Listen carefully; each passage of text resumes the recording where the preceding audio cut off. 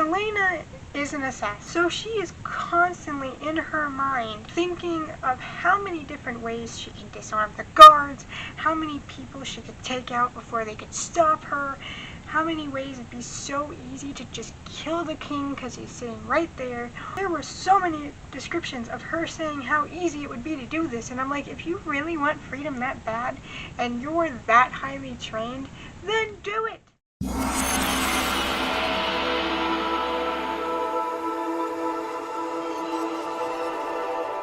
Welcome to a new book video. Now this is exciting because I'm actually filming this on my new camera, so I'm not exactly sure how this camera is going to sound because it does have a mic on it, but we'll see. So today the book I'm going to be talking about is Throne of Glass by Sarah J. Maas.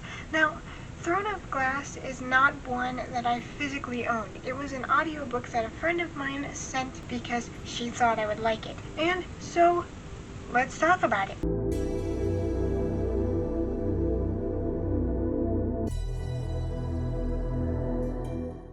So, Throne of Glass is about this assassin who is taken from these mines and made to be taken to the castle in her kingdom as the prince's champion, because the prince selected her to represent him in this competition that his father was throwing. We don't exactly know what his father wants with these competitors. It's not said. And there is sort of this mystery going on about it. So, with that being said, let's talk about the characters.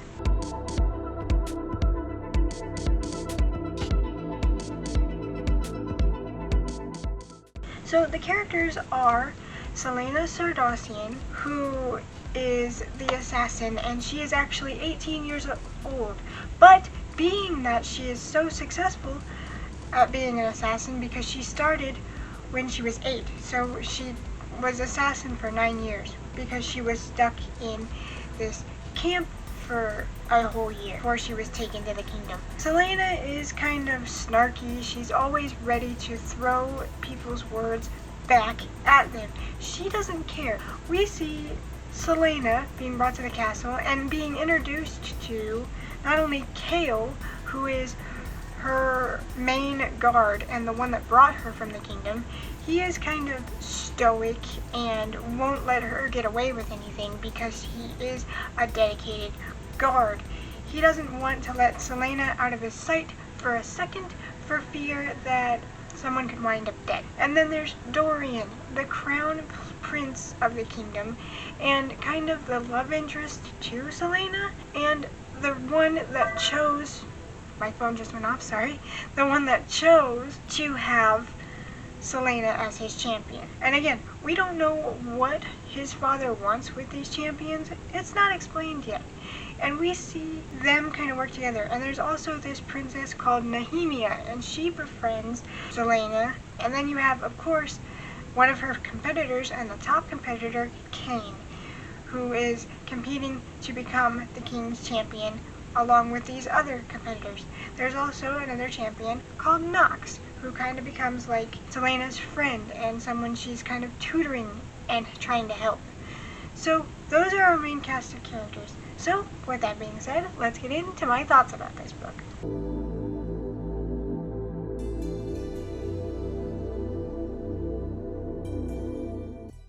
So my thoughts on this book are, I absolutely love the way that Sarah J. Maas writes characters. I don't know how I ended up in this situation, but I was continuing to read Court of Thorns and Roses series. I took a break after book 3. I'm currently on book 4 and was reading book 4 when my friend sent me the audiobook for this book series. So I ended up reading 2 Sarah J. Maas series at the same time without even realizing it first. I didn't realize it until I put it in my Storygraph app when I started reading it. I would say, in terms of good on their own, Rhysand is the best male character I've ever read, and I read a lot of fantasy with a lot of different characters and a lot of different love stories, and to this day, having read fantasy my entire life, I think that Rhysand is my absolute favorite male character. But in this one, you have Dorian and Celaena, who are a great couple and probably my favorite fantasy couple of all time. I liked their banter. I liked the way they played off each other. I liked the way they could sit in silence and just enjoy the quiet. It wasn't tense. It wasn't creepy. It felt warm and cozy.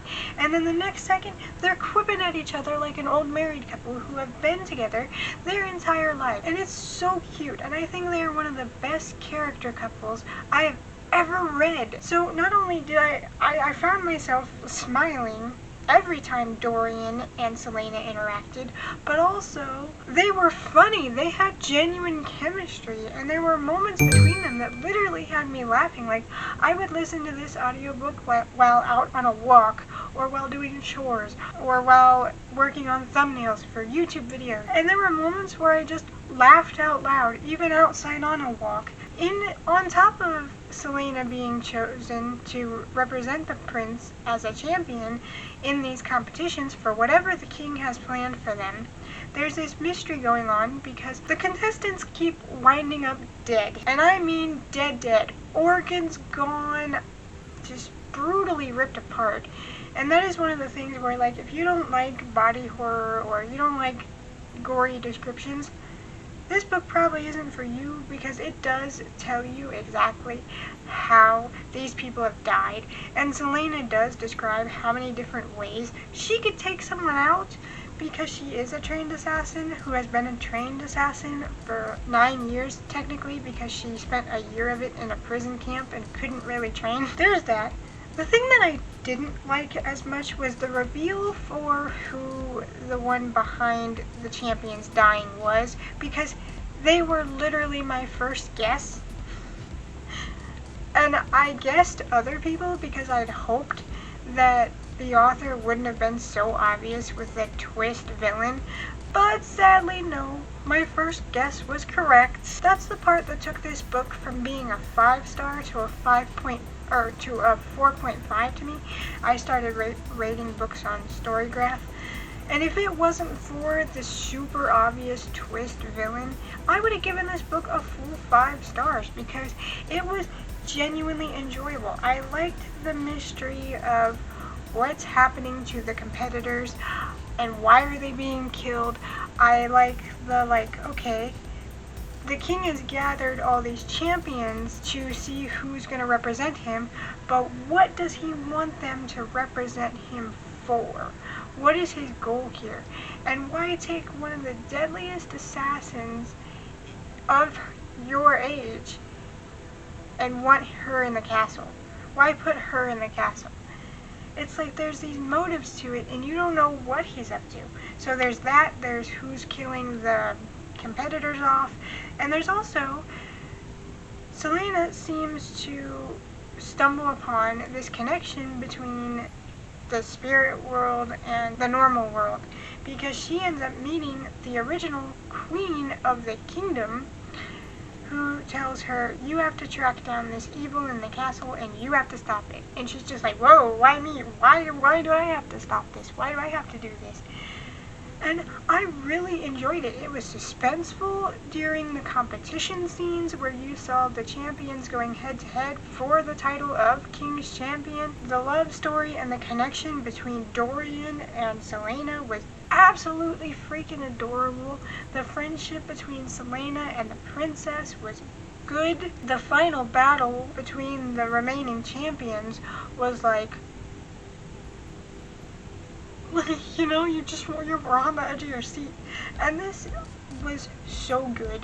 Normally I zone out so hard reading audio or listening to audiobooks, but this one I just wanted to hear more. I wanted to know what was going to happen. And it ends with a threat to the main character, and it's like, oh, you went there.